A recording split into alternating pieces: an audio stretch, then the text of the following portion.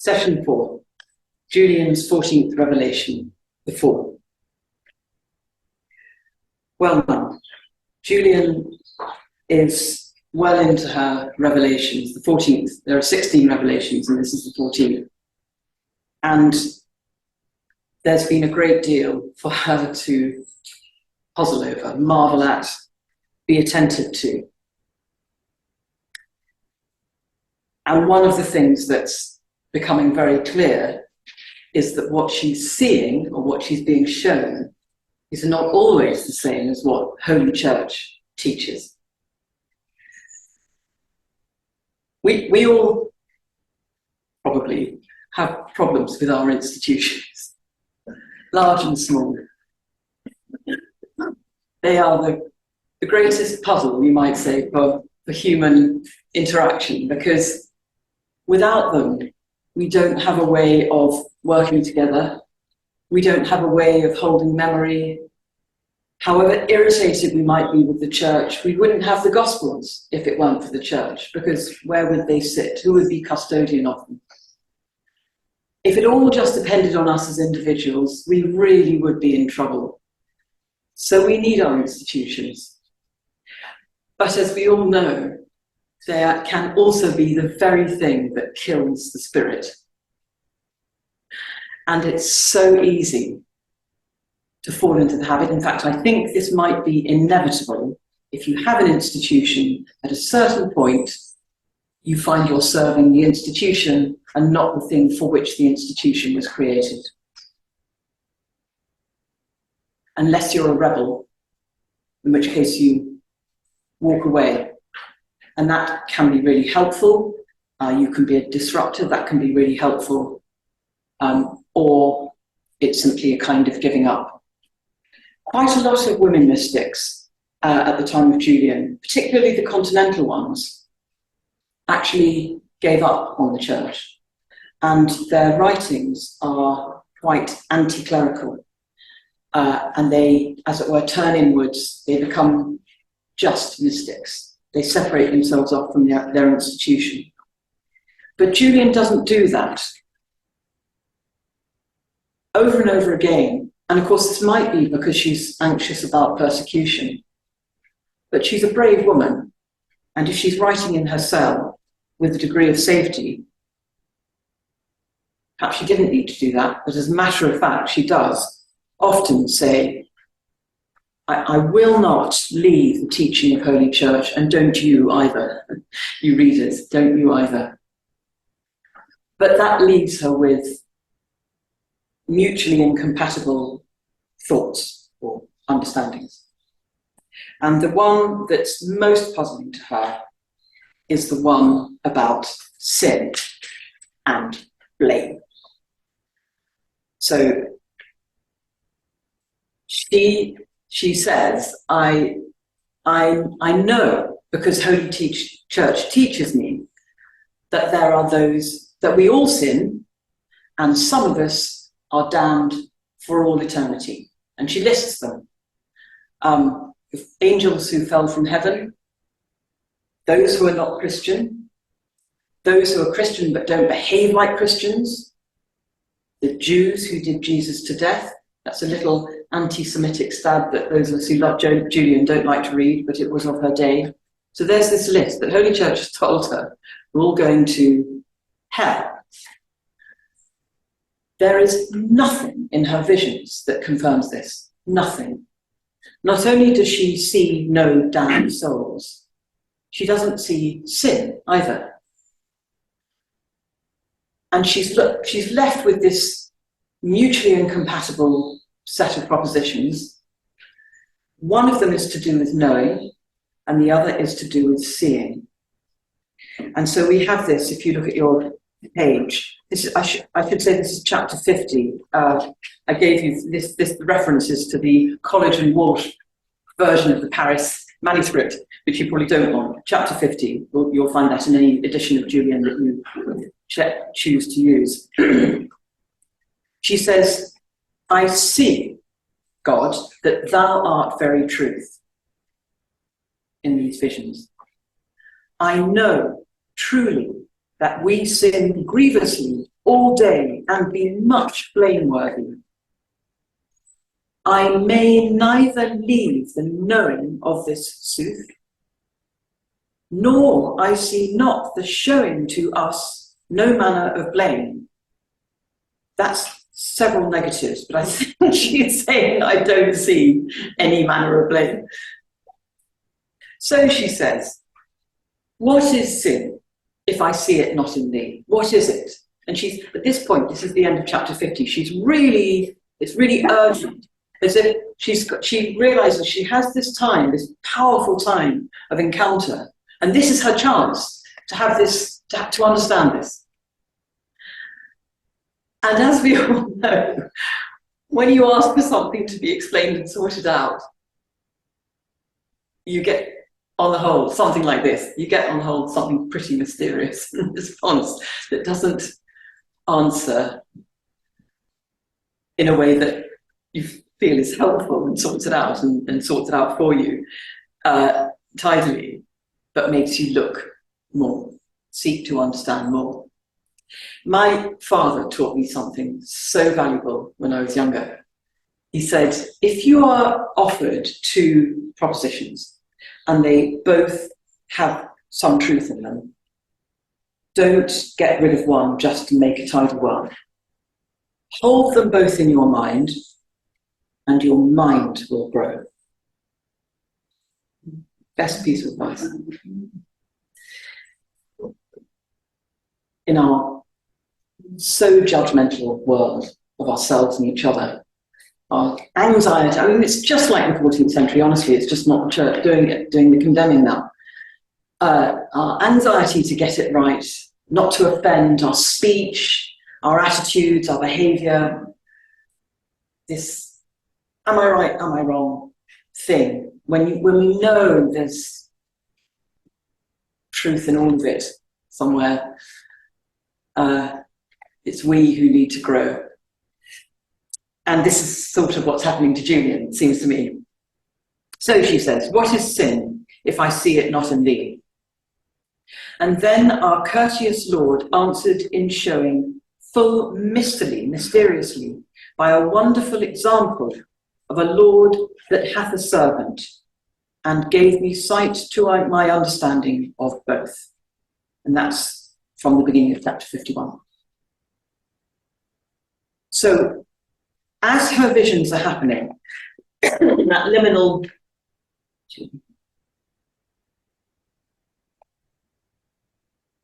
as her visions are happening in that liminal time, in the early hours of the crisis of her fever, this is the response that she gets. This is what she sees. She sees, one imagines this might be a bit like the pageants that she saw as a child, the mystery plays, so an enactment, but she sees it in her ghostly understanding, you might say. She sees a lord and a servant, and they are looking at each other with the most gorgeous love, palpable love flowing between the two of them.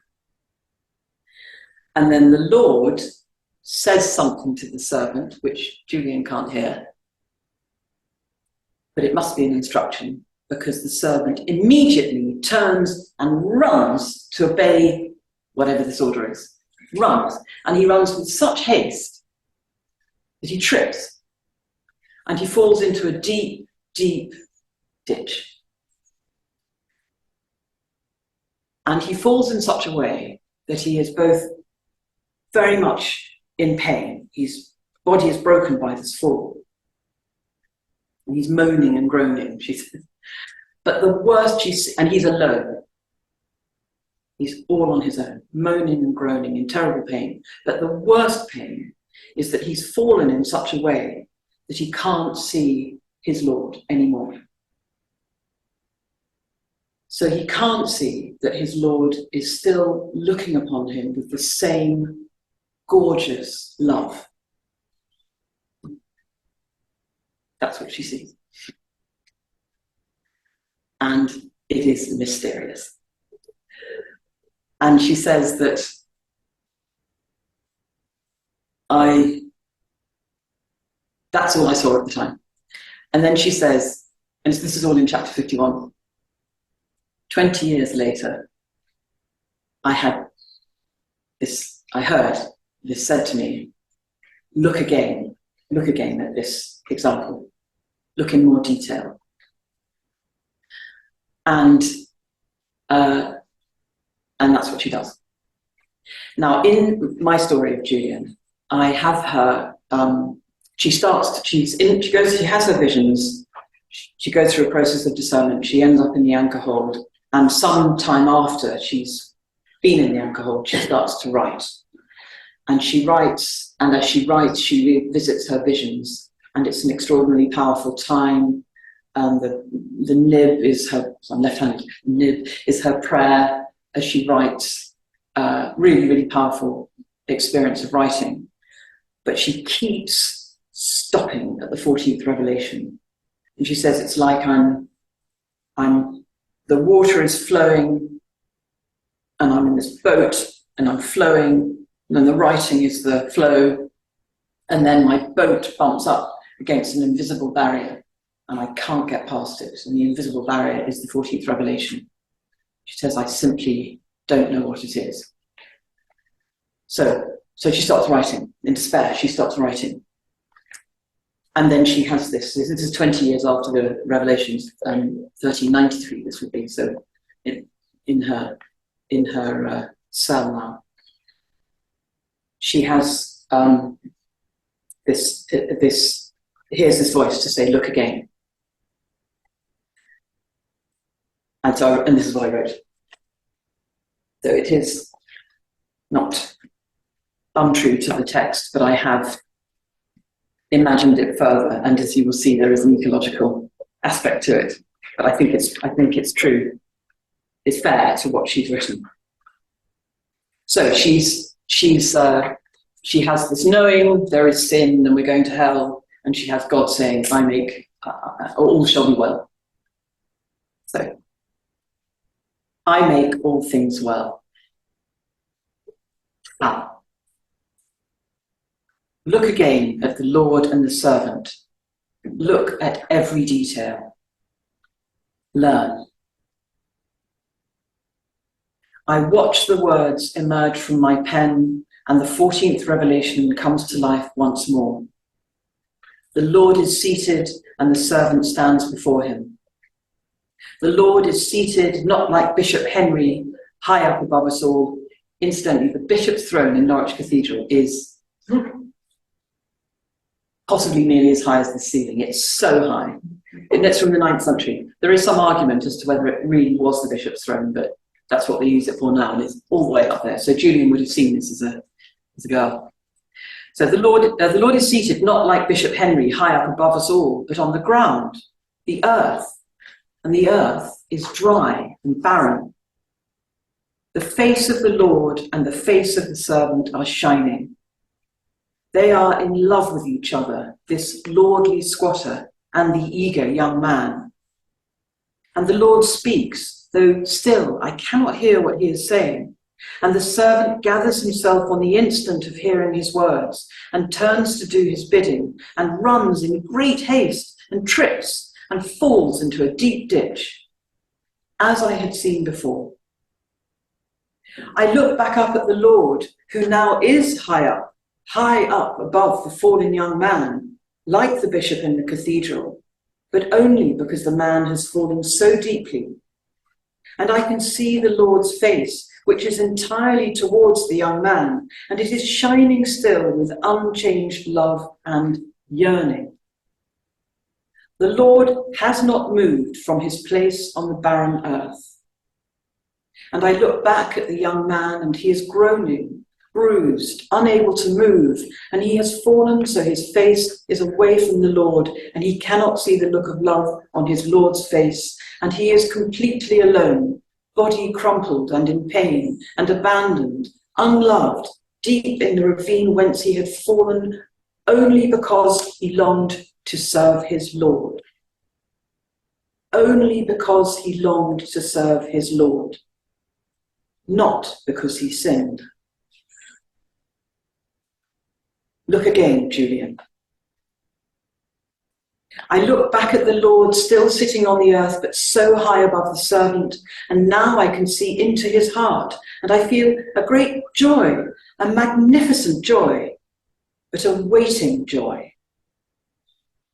It is the suppressed excitement of a father who knows that however much his sick child is suffering, she will be healed and made 1,000 times better when she emerges from her pain. 1,000 times better. The pain will bring her there. And so he weeps for her pain, but he is also brimming with anticipated joy. He is weeping, and yet his heart is bursting with a joy that fills the heavens as he regards his fallen servant. His pity and his joy flow from him and enwrap the servant, holding him in love even as he lies prone in pain.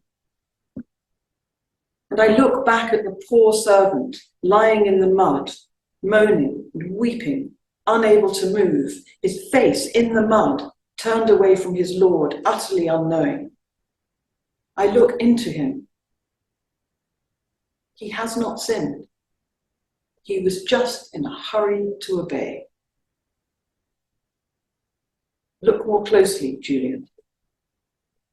And now I can see into the servant's heart, and I see that his love of his Lord is unchanged. His will to serve his Lord is unchanged. But he is stunned. He does not know himself, and he cannot see his Lord. Is this sin? Servant in the mud, who are you? Look more closely, Julian. And now the servant is before the Lord once more, ready to start and do his will. The pageant is replayed. And I see that the characters do not resemble those I saw in the pageants of my youth, as much as I had thought in my first seeing of this strange parable. The servant is wearing the clothes of a worker, a kirtle to just below his knee, undyed linen, muddy and crusty with sweat, as though he has been labouring for a long time. Are you Adam? Are you all of us? Why are you standing so close to the Lord in your filthy rags? The Lord sits serenely on the barren earth. His rich robes are blue, fulsome and flowing, layer upon layer, fold upon fold, encompassing the Lord and falling from his shoulders to the ground, billowing all around him. His face is brown, his eyes are black and glowing. He radiates noble sobriety and delight. Are you God? Why are you sitting on the barren earth? Why are you delighted? The love ripples and flows between the Lord and the servant, filling me, its close observer, with its indestructible power. I look back at the servant. Are you only Adam? And the shining love that is between them is revealed as the love of a parent for a child and a child for her parent. Unbreakable, unconditional. You are Jesus, born of the Godhead before all ages. And you are Adam, made by God, birthing all humanity. 1. And now I can hear the words of the loving Lord to his beloved Jesus and Adam, the words that Jesus Adam starts and runs to obey. I hunger. And Jesus Adam goes to bring food for his Lord, but the food has to be grown from the barren earth. And now I see the son servant on his knees with his hands in the earth, gently dislodging the hard soil, crumbling it in his fingers so the moisture comes, softening and serving the earth on his knees with no aid but his own body to bring its fertility back to life, to make it fruitful again. And the fruit is the food of God, the only food that will nourish him. And the work is hard and long and concentrated and vital, because without the fruit of the earth, God starves. And like a second player, but it is the same young man, Adam Jesu gardens the earth, but his hands are not gentle, they are impatient, and they do not find the moisture in the soil, but seek clever, quick ways of making the soil do his bidding, so it produces fruit. But the fruit is forced and has no sweetness, and the earth is suffering from being compelled to give birth to untimely fruit, too much of it, like a woman's body worn and diseased by too much childbirth. And now Adam Jesu seems to have forgotten the hunger of the Lord and is intent only upon production and more production, exhausting himself, exhausting the soil, until he falls in a swoon on his face in the mud, now poisoned by his voracious haste, and he disappears under the earth. And Jesu Adam is gently gardening still, but his calm digging does not cease, and it goes deeper and deeper, his body aching and torn, his hands bleeding, till he has found the fruit for which God still hungers.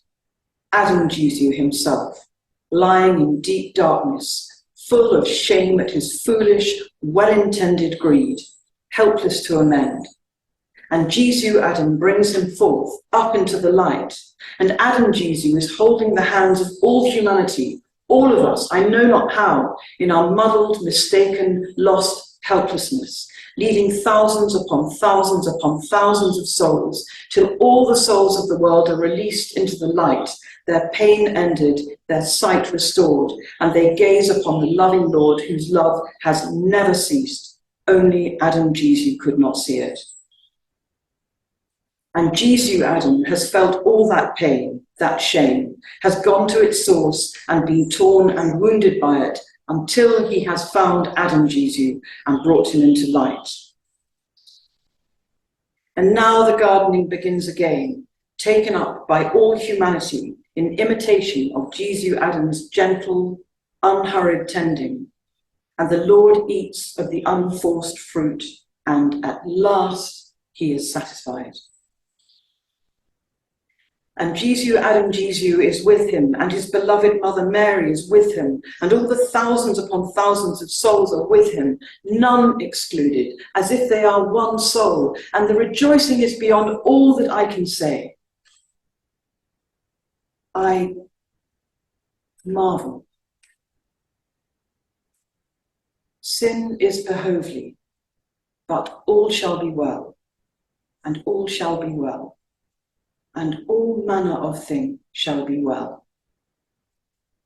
All not some. All.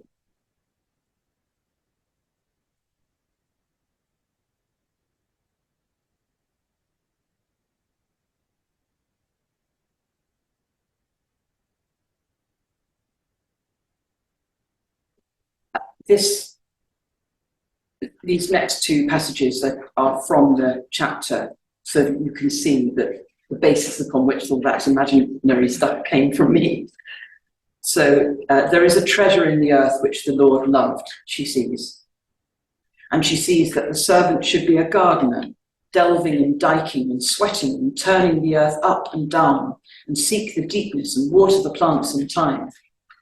And in this he should continue his travail, and make sweet floods to run, and noble plenteousness fruit to spring. And he should never turn again till he had dight this meat already, as he knew that it liked to the Lord. And then he should take this meat with the drink, and bear it full worshipfully before the Lord.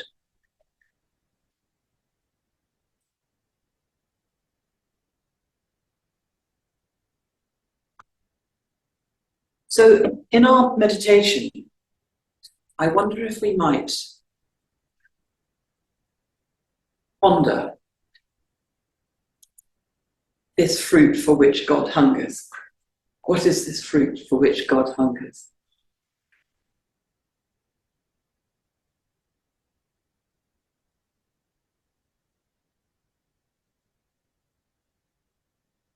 God's hunger for the fruit, God's hunger for the fruit of our careful tending of the earth. Yes, ponder that.